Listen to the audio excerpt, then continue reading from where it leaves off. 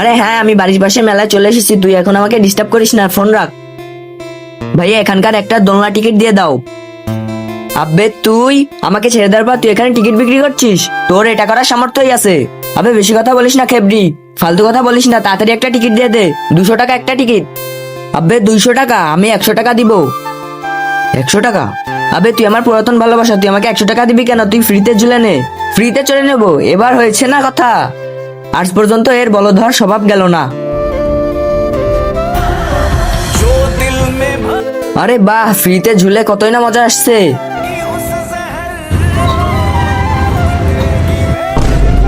আরে এটা থেমে গেল কিভাবে?